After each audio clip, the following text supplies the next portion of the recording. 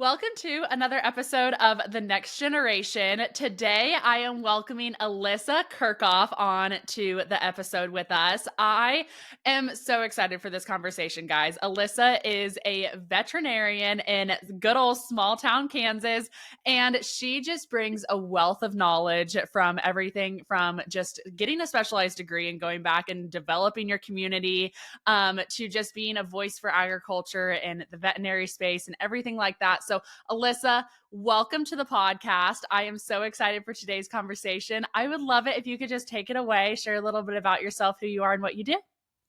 Thank you, Lauren, and thank you so much for having me. It's like you always think you're kind of just another person, and it's just so, it makes your day when somebody reaches out. So I really appreciate it.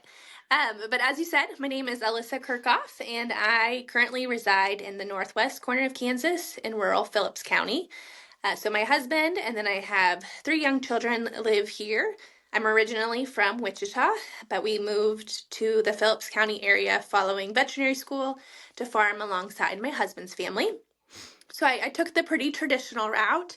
I am a 3-time K-State grad, did animal science at K-State, had a little bit of a gap between undergrad and vet school, so did a master's in bovine reproduction, and then completed vet school there as well.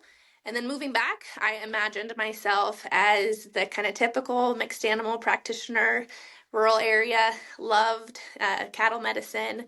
Being originally from a bigger town from Wichita, I had always kind of looked at veterinary medicine as a way to kind of get into ag. I didn't have that natural entrance, but knew that if I could come back, work on cattle, and get to spend time with the people and industry I love, like that was going to be the dream. And I was able to do that. I was able to go into mixed practice kind of right off the bat, got the job I'd always dreamed of. And after a couple years, we didn't have kids moving back. After a couple years of that, I realized that I needed to make a choice. I was either going to be a veterinarian, kind of just be a veterinarian, or I needed to make some changes and sacrifices to be able to have kind of the family life that I wanted. So at that point, I took a huge step back. Like I was going to buy a practice, do all these great things. And at that point, I decided like I can't. So I took a step back and started a house call, small animal exclusive practice. So prior to vet school, I had never touched a cat, and now kind of my day-to-day is all dogs and cats.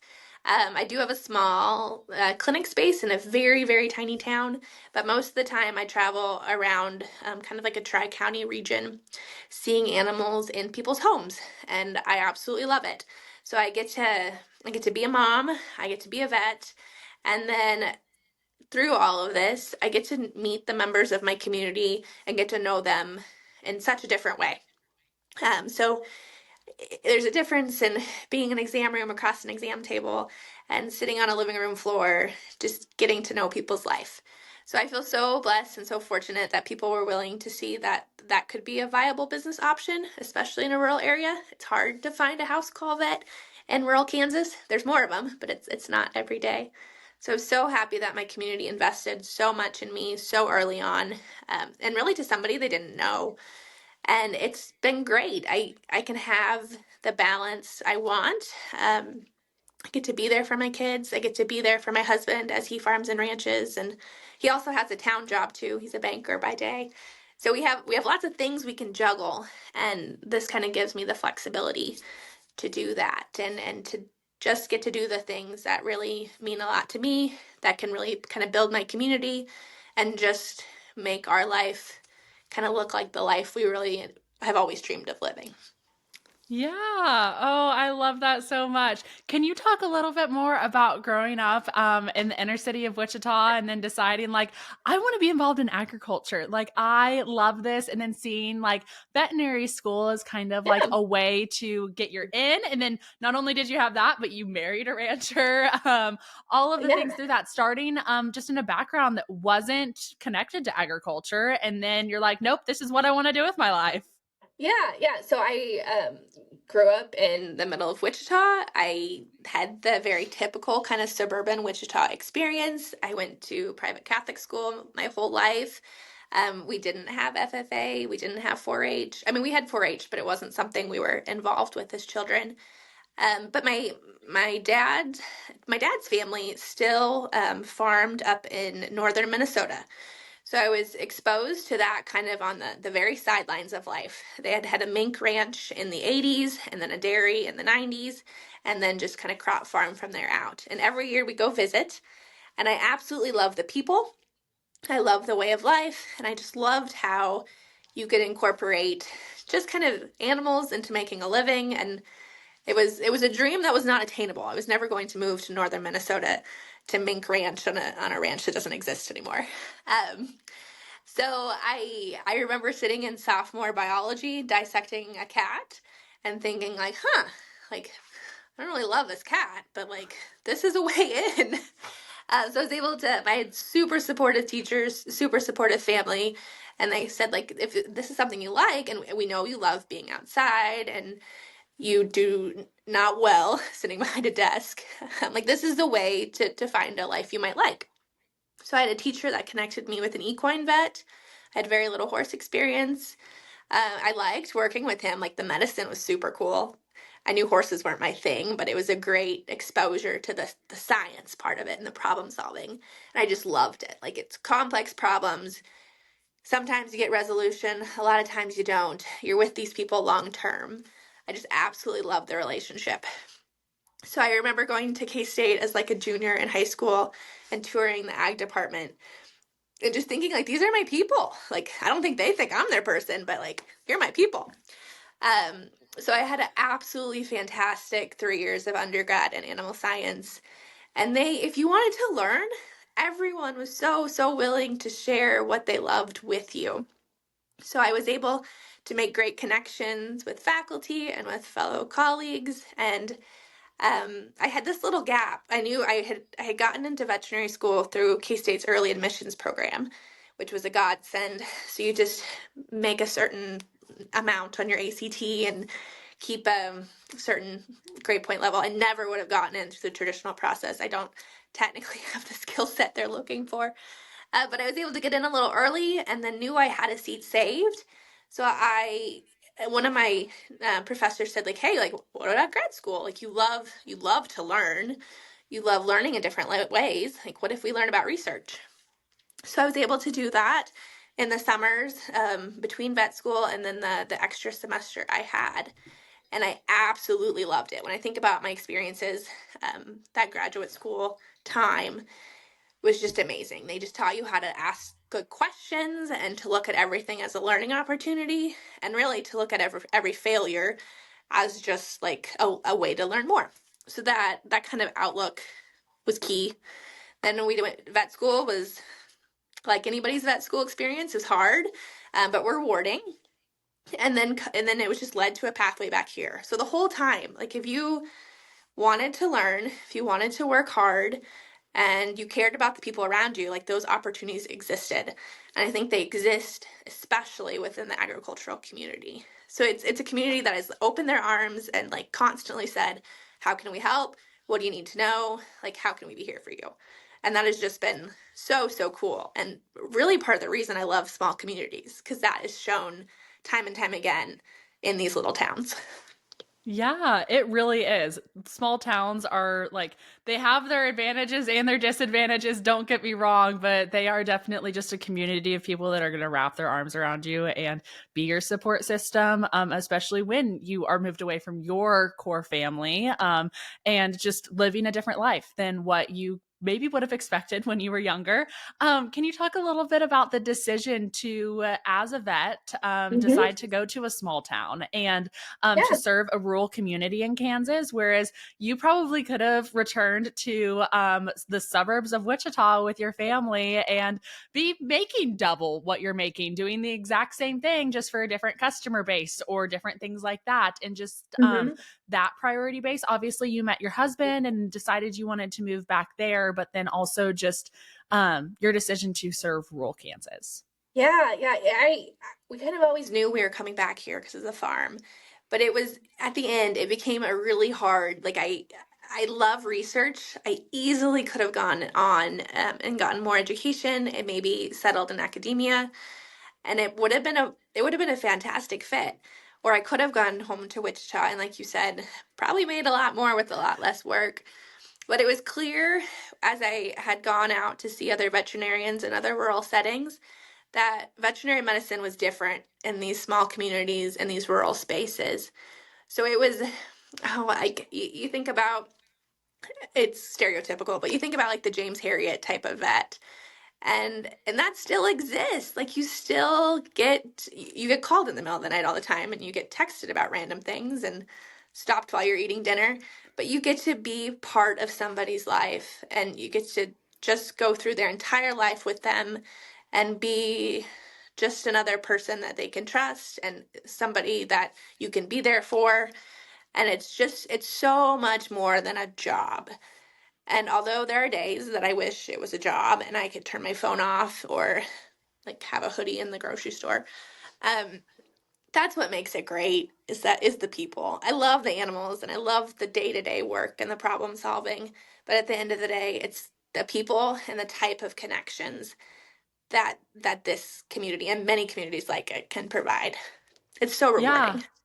It absolutely is. And I think that it's overlooked sometimes that rural communities need specialized degrees. They need people that went and got really big educations to come back and be able to serve their communities. And whether you're a lawyer, a vet, a doctor, a nurse practitioner, a like whatever it may be, these small communities need you. And it doesn't have to be the small town that you grew up in. It can be a different small community that you choose to go and serve, but it's not only like just the rewarding aspects of your job being in a small community, but it's like the next level like idea of service that you get to provide for that community that if you weren't there, they might not have access to, or they might have the same vet that their parents had Yeah. that is probably pushing retirement age and can't retire or won't retire because there's no one there to replace them yet, and stuff like that. So I think that there's just so much to be said about going and getting a degree and then coming back to your small town and being like, hey, this is a hole that I can serve,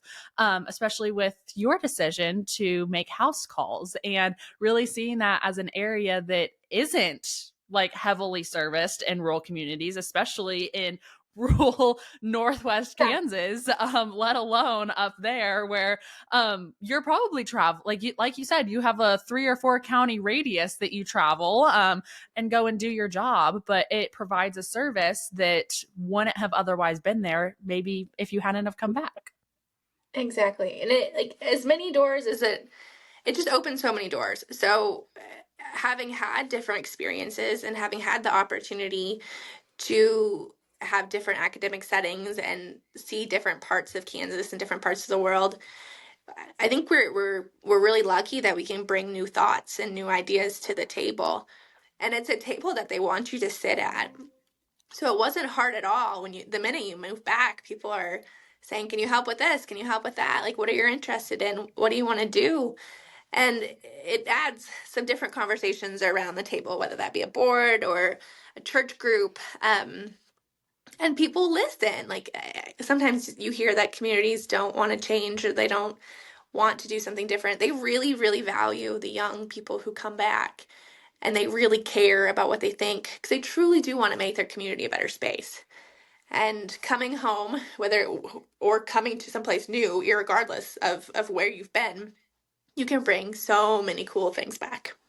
Yeah, you really can. Can you talk a little bit more about just like the other side of your job, I guess, that not only like are you a vet, but you're also involved in your community. You are like getting to have those really close, intimate conversations with your clients and just Mhm. be involved in the community in a different way than maybe you would have been able to otherwise.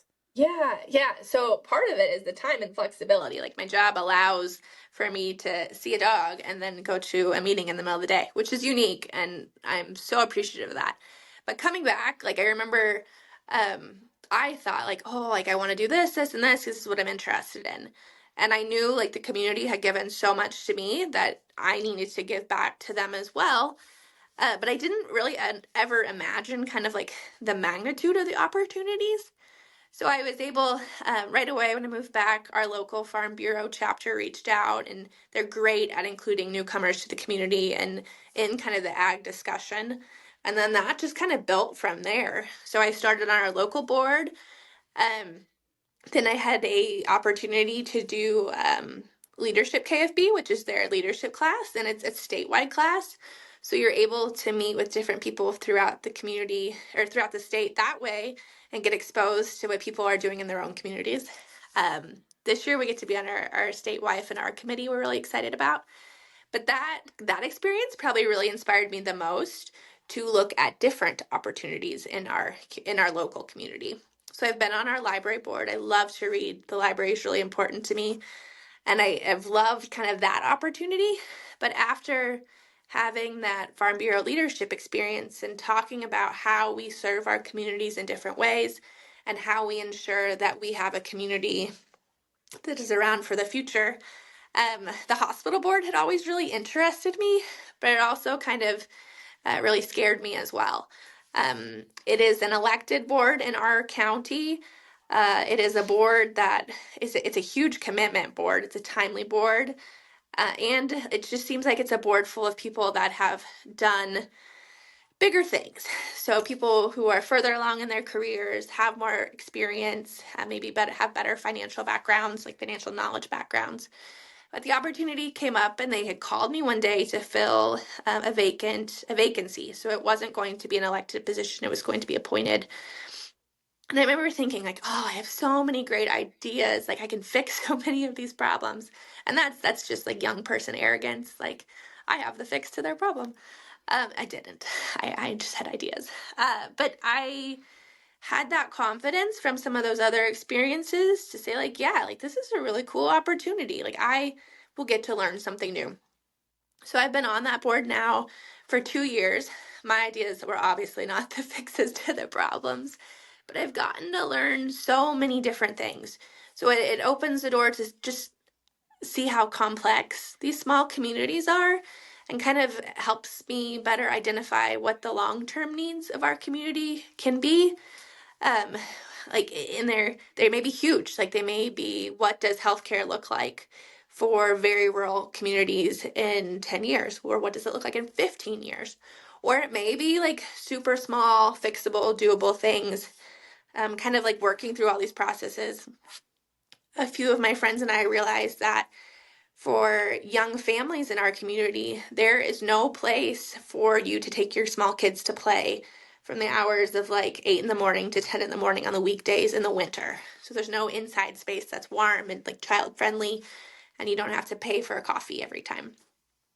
So we were able to open, it's called the play space. So it's just like an indoor play area for young families. And we realized, not it wasn't so much the play area, but the connection that you make with other people while you're there with your kids that we were missing. So we were able to do this, and it's like the highlight of my week is to take my kids on my day off to go play with the other families that are there too. So we talk about our experience, like the moms and I will talk about like raising young kids and what that's like, or we talk about like the needs of our community and just kind of building those community bonds through these like side projects. So the hospital board has taught me so much about like your community really needs you, and it needs you in different ways than one would think. So yes, it is joining a board or joining an organization that already exists within your community, but then it's thinking about it differently and creatively and finding a fit for your community's needs now. So it's we always kind of dream of like a big community center. We have a beautiful, beautiful old, it's a community building, but it's just not used this one now. It's used kind of, but not to its full capacity. So it's through opportunities like that that lead you to look at those dilapidated buildings or underserved populations and think like, what are we missing? How do we do this? And then like, what does this look like for our community 20 years down the road? Because our goal is to stay, and we talk about this with the hospital all the time. We have a couple industries that require a critical access hospital within a certain radius, and we meet that requirement today. But if something would happen to our hospital years down the road, and we'd lose that industry, like I would not have a job. My job is dependent on people living here and having animals and me being able to travel to them.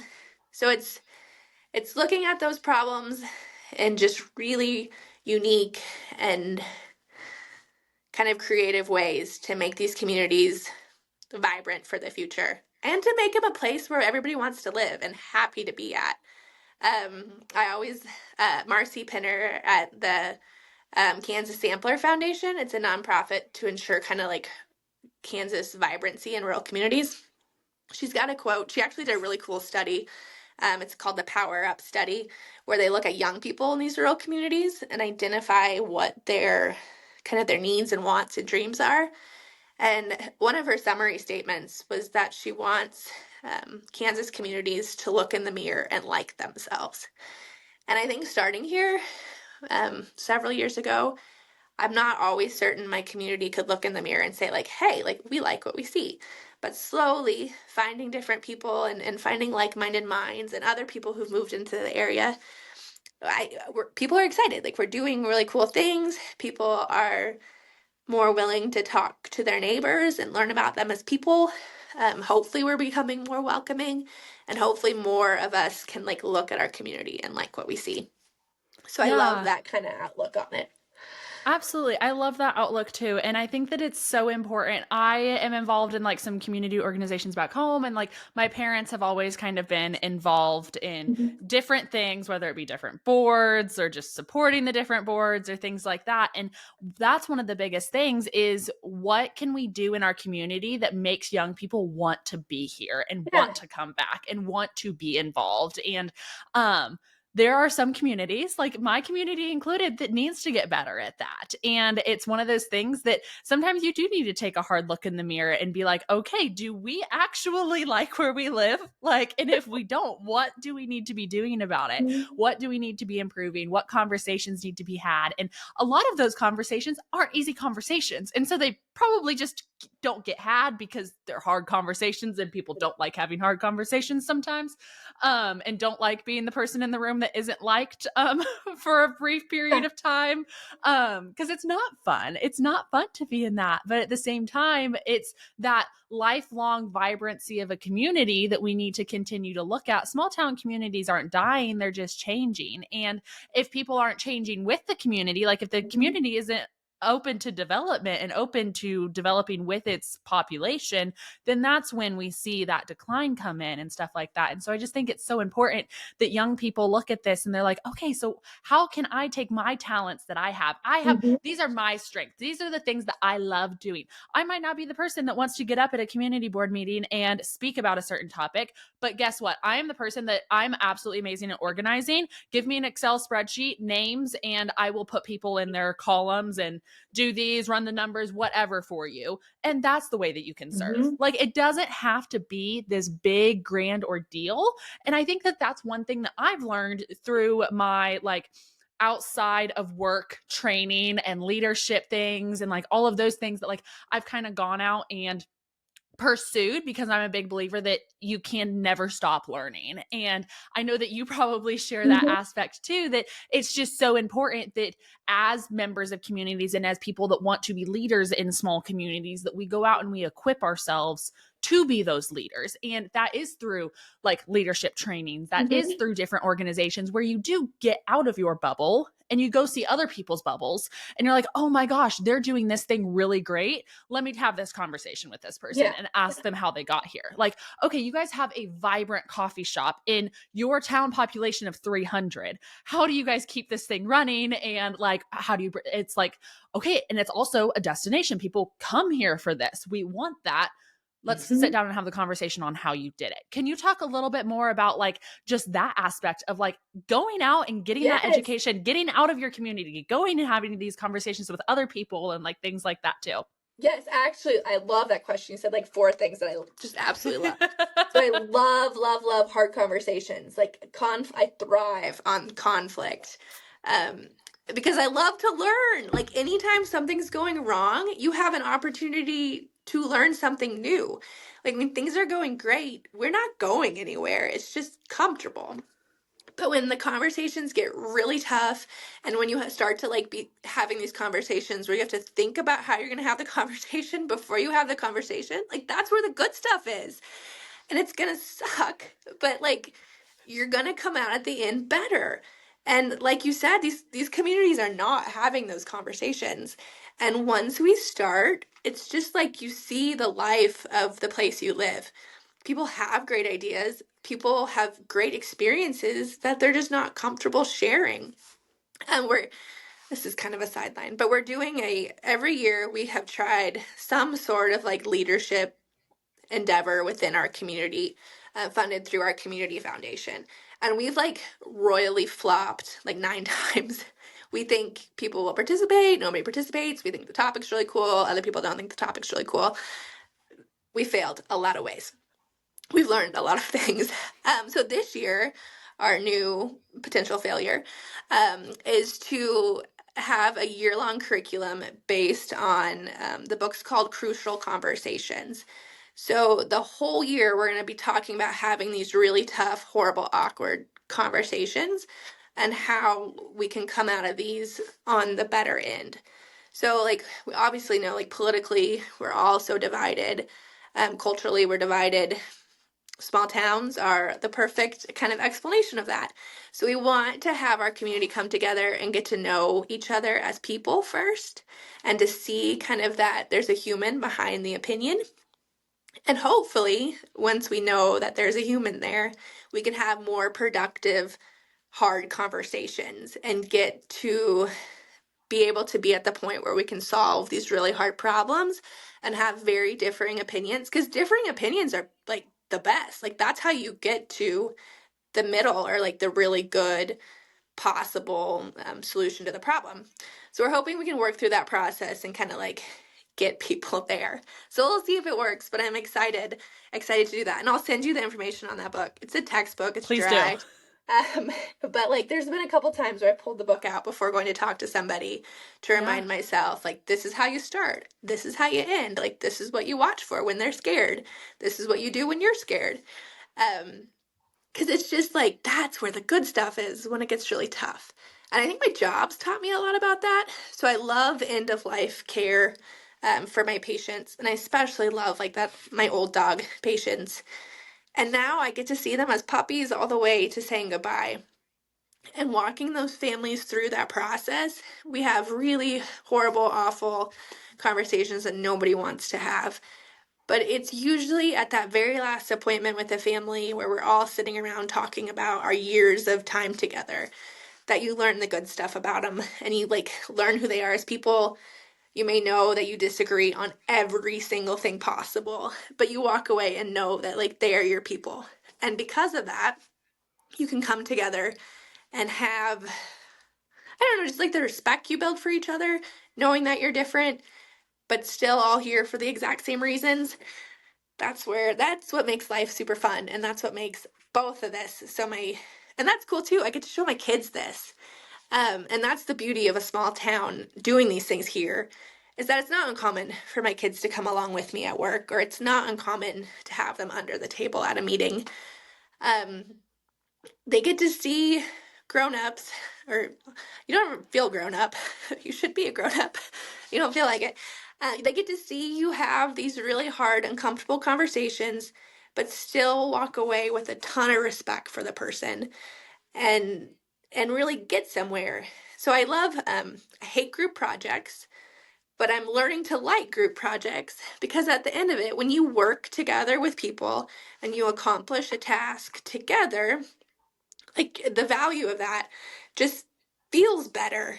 I can accomplish things on my own, but having a group to share that joy and that just process with makes it so much more worthwhile. So you can see that in marriages, you can see that in friendships, in the workplace. I don't have coworkers. My coworker's remote, so we get to solve problems together over text. But to do that with your community and then get to sit with them at a basketball game the next night, like that is so, so cool and so rewarding. Yeah, it really is. It is so rewarding to just be able to be like, "Hey, we worked through this. Did Like it? Yeah. we had this hard conversation, and like we're still friends. on the other Mhm. end of it, which I think is so powerful because in the reality of it is in these small communities, it's not like you get to go have these hard conversations and be an a-hole and like get your point No, across and then never have to see these people again. you It's live with no, them. you live with them. They will be at the basketball games. They Mhm. will be at the community potlucks. You will see them in church. You will see them for the rest of your life until one of you moves away or one of you dies. And Yeah. so like you have to approach these conversations with like just a loving heart and a fact that like we are still going to be cordial at the end of the day. You do not have to be my favorite person in the world. I do not have to be your favorite person in the world, but like we're going to figure it out. And we still have to live with one another. So let's figure it out in a way that we can do that without having to sit at opposite ends of the gym and side eye each other when we're going and getting popcorn at the basketball game or something. It's just so important to like have the hard conversations and Mhm. approach it with a loving heart rather than a heart of like judgment or I don't have to worry about it. I'm not going to see them again because you are You going to see will. them again. You, Mhm. I promise you will. And the thing is it always works out that like after you have these hard conversations, you see them more than you ever did Mhm. before. They're And so everywhere. like they're literally everywhere. It's like that theory that like when you go and buy a new car, then all of a sudden all you see is like, oh my gosh, everyone has this car. Well, that person will be everywhere after you have that hard conversation. And so it's so important to get knowledgeable on not only like how to have hard conversations but your own personality within these hard conversations. Like some people are very vocal and they talk faster than their brain can think, or some people are completely going to shut down during a hard conversation. Okay, like which of these people am I and how can I like grow outside of this shell in order to continue to develop not only myself but develop my community and be able to take those strengths that we were talking about earlier on Mhm. and develop them into something impactful for my community.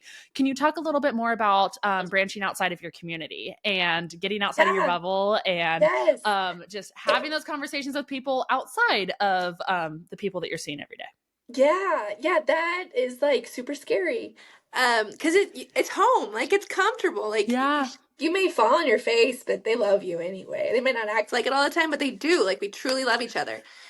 So then to, like, have these conversations outside, so opportunities, like, there's a lot of people out there who are like, "You need to say no more." That is boring. Like, if I say yes, something fun's gonna happen. So I, so I probably say too many yeses too often. But there was on like Facebook randomly, there was an opportunity. They were like, "Hey, it was the Kansas Department of Health and Environmental Services. They have a family advisory committee, and there was an opening on the maternal health sector of it." Like, clearly, I have no qualifications for that. The only qualification is that I've birthed 3 children. So I reached out to them and say, like, how do you do that? Like, how do I get on this committee? And it was easy. They just take whoever they like. If you're interested, they want you. They just want people who care. So that that committee is statewide. Um, I'm one of 3 people out of like 60 who live west of Salina. So we have really different healthcare experiences and really just life looks a lot different for us in the healthcare sector than it does for our colleagues in Kansas City or Wichita or Salina. And a lot of the conversations we have are hard conversations. It's like access to care conversations, like how, or maternal mental health is a huge thing right now, or even just like insurance reimbursements for providers so that they can continue to do their jobs as they have been. Or like right now, it's just access to an OBGYN or a primary care provider who can walk you through pregnancy. So those are all really complex, hard conversations. And to be able to hear people's thoughts and opinions from different parts of the country or different parts of the state, it really kind of like realigns your perspective. So we realize just how fortunate we are for some things, or just how challenging for families it could be for other things. And it just like making that uncomfortable jump. So calling somebody without any qualifications, saying, "Hey, I want to do this," like doing those really awkward, uncomfortable things, knowing that the word, like all they can tell you is no, you're not qualified. Um, so like making those jumps are just so rewarding. Same with our leadership KFB. like I always look at like I'm a small town vet. I There's not a lot special. Like I help in my community. I try to raise my family the best way possible, teach my kids about the greater world, but like there's nothing really special about me. But by getting those opportunities to sit in rooms with people who think differently, who farm differently, like that's wild to me. Is the state of Kansas is pretty small. It doesn't take long to go from one side to the other. But the agricultural practices from one county to the next are vastly different. And if we're not willing to sit down and understand what that looks like for somebody else, we can't make good policy. Like, how are we going to legislate this if we don't understand the whole big picture for everyone? And the same with healthcare. If we don't understand, if I choose not to understand the struggle in Kansas City and blind myself to that, like I can't make good decisions on behalf of the entire state. We can't be kind of single-minded in those things. And really, all those times, like I felt like they should have told me no, like no, you're not a good fit for this, or like you're crazy. Um, but they don't. Like people just want people who want to learn and be excited about things and see the opportunities in new ways. And the worst thing they can tell you is no. And like you're probably not going to see them again because it's a big state. Yeah, exactly. And I think that it shows that, yes, Kansas is so vastly different from county to county and one side of the state to the other. And it really just helps us get out of, like you said, that small minded, single minded mindset and into a like, okay, these are the possibilities. These are like the areas of growth. These are the communities that are doing it great. These are the communities that are really kind of sucking at it right now. Yeah, And yeah. I don't want to be on the lower side of that spectrum. So, what conversations can I go and have? What Mhm. organizations can I get involved with? And it doesn't always mean going and getting involved in an organization. Sometimes No. it's just making a connection with someone that lives Mhm. in a different community or a different side of the state, and then just forming a natural friendship with them. And Yes. then they are your like firsthand experience person that can be like, hey, this is something new that we're doing this year, and it Mhm. really worked well. Maybe you can try that for your leadership thing, that so Yeah, hopefully it doesn't that flop for that the didn't ninth year work. in a row. Yeah. Yeah. So that's Or just it. So something my like that. That's a great, I love that. And I'm sorry to change your train of thought, but I was complaining about something to a friend who lives somewhere else. And they're like, well, what are you doing about it? And I was like, nothing. I'm just complaining to you. And they're like, well, like, you can actually do something about this. And it was a policy thing I was cranky about. And they're like, call your congressman. And I'm like, why am I going to call my congressman? Like, they don't care. Like, it's one person's thoughts in a pile of things. They're in DC, I'm here. And she's like, no, she's like, that's what it's there for. Like, you need to call your congressman. And I was like irrationally nervous about calling my congressman. So I never write anything out. I'm a fly by the seat of my pants. So I wrote out exactly what I was going to say to the person who picked up the phone. And it was just little things like that. Like, if you have something you want to fix, it doesn't matter where it's at. Just pick up the phone and do the hard thing. So I appreciated, like, just like you said, like, it's just a connection, just calling somebody and making that Yeah. change. Yeah, it's also like goes back to who are you surrounding yourself with, I Mm-hmm. think is like the core of that too. Of you had a friend that in a time where you just wanted to sit there and complain about something, they were challenging you and like, okay, but like I'm gonna give you the space to complain, but I'm also going to give you the curb check of, hey, like you can also do something about this, like get your butt in gear and you can Mm-hmm. either stop complaining about it or we're going to do something about it. And I think that that goes back to just, like I said, who you're surrounding yourself with, who are you choosing are the people that like get your time and energy in really stressful and like serious conversations and things like that. You need people in your corner who are going to cheer you on, are going to challenge you, are going to really just push you outside of your comfort zone and outside of the area that you know is normal. I like one of my best friends lives in California and lives a vastly different life than I do here in small town rural Kansas. And it's amazing the conversations that we get to have, because she's like, but you get to have impact in your community in a way that I can never even fathom in the Santa Barbara area, where I am literally a salt and pepper speck on the map, and you get to be like the size of an acorn on your map. And Mm-hmm. so it just really puts things into perspective sometimes of like, no, like we can do stuff. And who are we surrounding ourselves with that are going to pour into us and challenge us? And if you're not finding those people in your community, well, darn it, get out of your community and go find them somewhere else. Like, still Yes. stay in your community, but like go make those connections and friends somewhere else too. And just get out of your own head, get out of your community, find people that are going to help you grow and develop, because sometimes you do have to push yourself outside of your comfort zone and find it.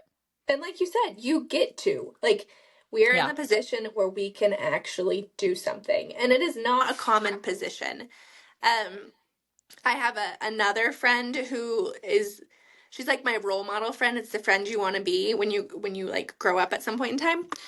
And she always sends me like quotes and like things other people have sent her, and she's like, oh, I want to be like this someday. And she always is. Like, I'm like, you already are doing this. Like, there's nothing in this that you have not done. So she sent me, and it was from another one of her friends. It's called a splendid torch. So George Bernard Shaw, he's a playwright, had written it. And it's about being like a light for your community. Like, you're given this one life, you can use it how you want, but he has chosen to make sure that he shines light on all those around him every day of his life until he burns out.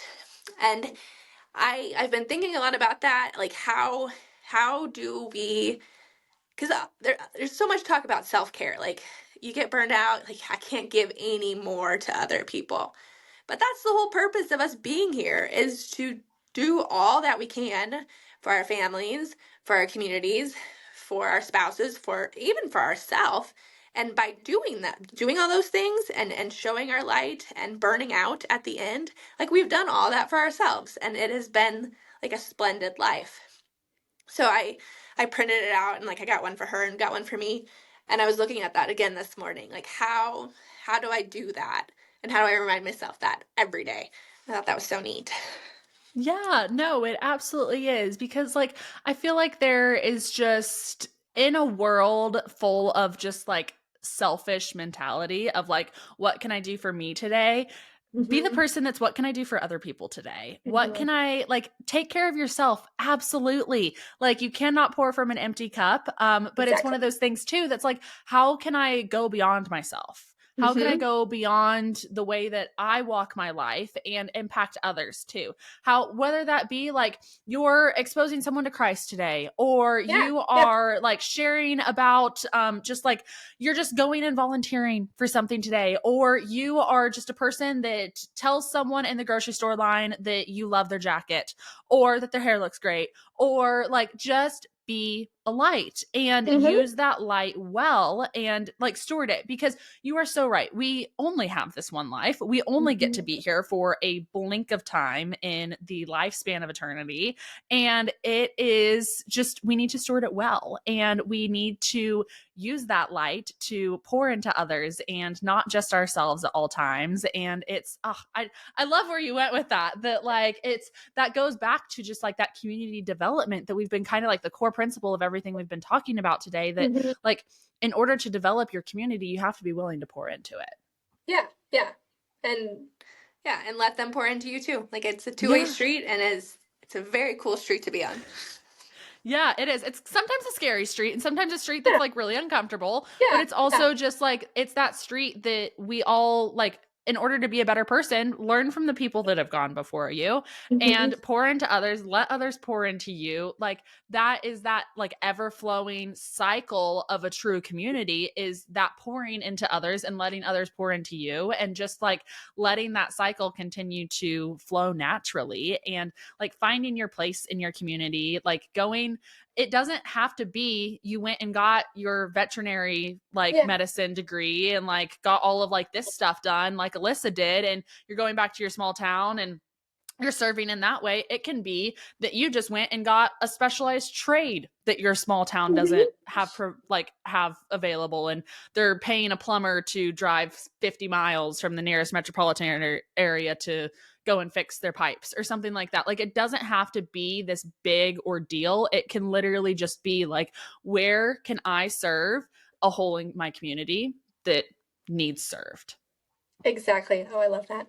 It is. It really is. Can you talk a little bit more about just like going forward, like where kind of like next steps for you, I guess, continuing Yeah. to grow on your leadership journey, just like some insight for other like individuals out there that maybe they are just looking at like starting to get involved, maybe some Yeah. advice for them, but then Yeah. also maybe the people that have been involved for a while. How can they continue to develop? Maybe that's like through next steps that you're sharing in your own story Hmm. or just things like that. Yeah. Oh, I mean, so for people who are just like getting their feet wet, um, I, I think kind of the big thing is just don't have a, like, it's gonna be scary, and that's okay, but everybody's there for you. Like, nobody wants you to feel uncomfortable or unwelcome. They really, really want you there. And sometimes I think small communities aren't so great about the ask. Like, they're not so great to coming up to you and saying like, "Hey, we think you'd be great at this. Come join us." So sometimes I think it almost takes us getting way, way, way outside of our comfort zone and saying like, "I'm really," so say like you have a rec commission and you are super passionate about a sport. You could say like, you could, all you have to do is call them and be like, I might have an interest in coaching basketball. And I guarantee you, you will have seven asks later, like, can you coach this grade? Can you coach that grade? Like, and if they don't have a spot for you, they'll plug you in. And then somebody else will plug you in. So maybe it's just trying your best to make that first step and asking somebody or telling somebody that you're interested in this. And then it all takes off from there. Um, so yeah, so if you're thinking about it, do it. Like, just do it. Uh, for me, um, I think it's probably more my kids that have given me perspective. So I have super little kids. I have a 5-year-old, a 3-year-old, a 1-year-old, and then another baby coming soon. But I watching them, they are they're just like sponges. Like, they see the whole world around them, and they see things that I have never seen before. Or I've probably seen before, but like never like sat down and like, oh, that is super, super cool. And watching them explore the world, it kind of reminds me to slow down a little bit. And I'm not still great looking around and seeing with my eyes, but I've been paying more attention to the conversations I have with people that are a little bit older than me, and kind of listening for like the crucial conversation, like the aha moments in their conversation. And I hear them more often than not. Like, I always walk away and like, ooh, like, I learned something really, really important for the rest of my life in that conversation. And I don't think they know they're telling me that, but like, I'm definitely in the learning and observing phase of life. So I think back to, I had a college professor and a couple college professors who were kind of smack dab in the middle of motherhood and their career. And I remember like seeing it being hard for them, and seeing that there was definitely a struggle and like an internal conflict of like, do I pick my career? Do I pick my kids? Like, how do I do these both together? And I don't think they, I don't, it wasn't on purpose. Like, they weren't showing us that so that we could be like, oh yeah, being a mom and having a job and trying to do all these things is hard. But as I've talked to them now later in life and like said like, hey, like, I remember you doing that. Like, what ended up happening there? Like, how did you make that really hard decision 15 years ago? And as they're explaining like you can have it all, but you can't have it all at once, or like some of those like huge nuggets, just sitting down and listening to those nuggets and reaching back out to those people that maybe I remember from 10, 15 years ago, and saying like, hey, like, I remember sitting in a classroom with you and you saying this. Can you tell me more about that? How you made that decision, and like what I should do now? So just asking for help, slowing down and listening, um, and then just like saying, going back to like that saying yes, like, I told somebody the other day, like, I get bored for a little bit, and then all I gotta do is wait for an email to pop up, and something fun's gonna come along. I'm like this. Like, I'm not your normal audience for this. Like, I don't have a strong ag background. I don't have a family ag background. Um, like some of your listeners be like, "What the heck is she talking about?" But like, this is super cool. Like, I've learned so much from you. It's out of my comfort zone. I like to be the one asking the questions, not answering the questions. You just never know what's gonna come around. So if you keep your eyes open and you're open to new things and willing to be super uncomfortable, really cool things are gonna happen. I love what you said about like just talking and listening with intent and like finding those nuggets. Cause I think that like no matter what phase in life you're in, that is something that we all need to get better at is instead of sitting into a conversation and the entire time thinking about, okay, what is my response to this going to be? Like actually like letting there be that quote unquote awkward silence where that's when you can think about what your response is going to be, but you were attentively listening the entire time because so often I do the exact same thing. I catch myself in conversations just like thinking in my head, okay, what is my response going to be? How am I going to respond to this? What words do I want to say? Where do I want to lead this conversation? Things like that, rather than just like sitting there and absorbing everything that that person is talking to me about. And one thing that I've started to do is I have a notes app in my phone that's Mm-hmm.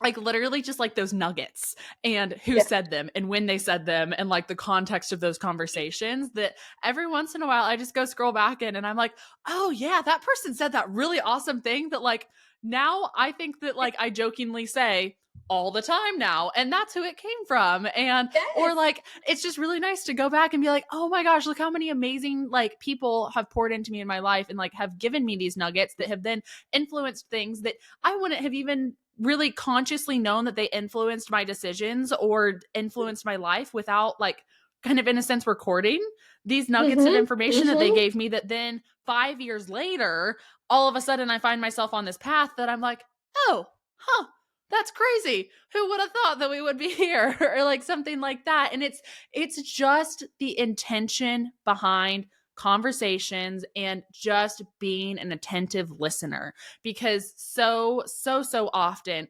conversations are just so surface level because we don't actually listen. And I feel like so many of the world's problems, so many community problems, all of these things would be solved in a blink of an eye if we could just all learn how to listen better.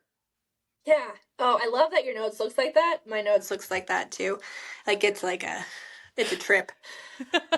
It is a trip. I had a guest come on way early in this podcast earlier this year, and she did an intro that she was like, if you were to open my notes app, this is what you would see. And she like introduced herself that way. That's And I so was like, that is cool. so stinking cool. I absolutely love that. If Mm-hmm. you opened my notes app right now, you would see a lot of chaos, but my notes app is also my brain just Yes. dumped out. So it is my sanity. It is my area of escape. It houses all of my to-do lists. It houses Yes. all of like just it houses everything. And it might be a little chaotic to some people, but it's organized chaos, I promise. Oh, I'm so glad. Yeah. Yeah.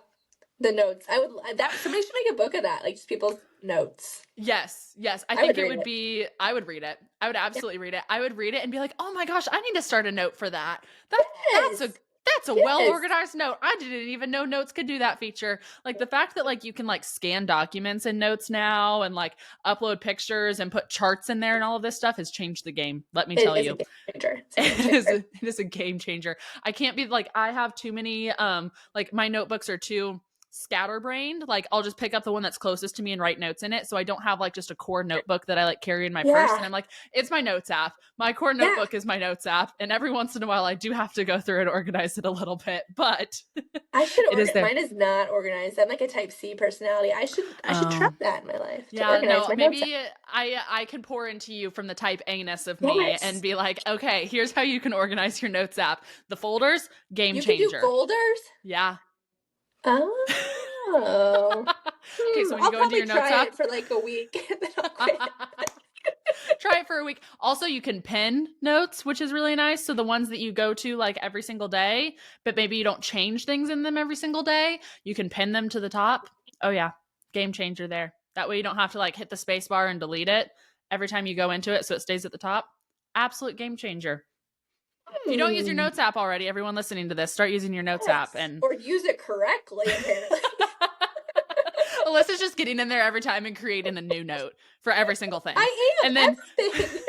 There's like 1,000 notes. It told me I was going to run out of note storage. Oh God, that and gives me anxiety. Oh my gosh, I love it. Well, if you guys didn't get anything from this podcast episode other than use your notes app and go and organize it and that you can have folders in your notes app, well, here you go. I'm glad we could give you your little tidbit of information from our scatterbrainedness at the end of this episode. But Alyssa, I want to hear your one piece of advice for the next generation of agriculture. Oh, I feel like I've given a lot of unsolicited advice so far.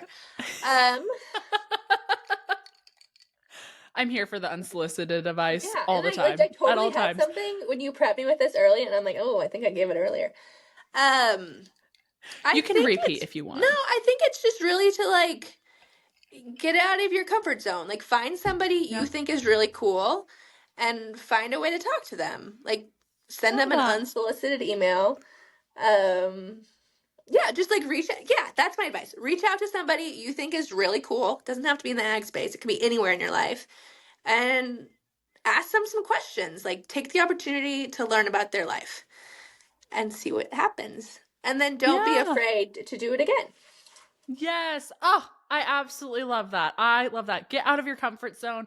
Ask the questions. Make the connections. Network. All of the things. That's just like all summarized into one happy little piece of advice that I absolutely love. And I think was a like good reminder for me too, because I think like sometimes we get to a point in our life that we're like, we have enough friends, we have enough connections, I've got enough on my plate, but no, like I need to continue to like push myself out of my comfort zone and like go and learn about more people's lives and like things like that too. So Alyssa, thank you so much for just this so fun conversation coming on the podcast today and just all of the things. I appreciate you so much.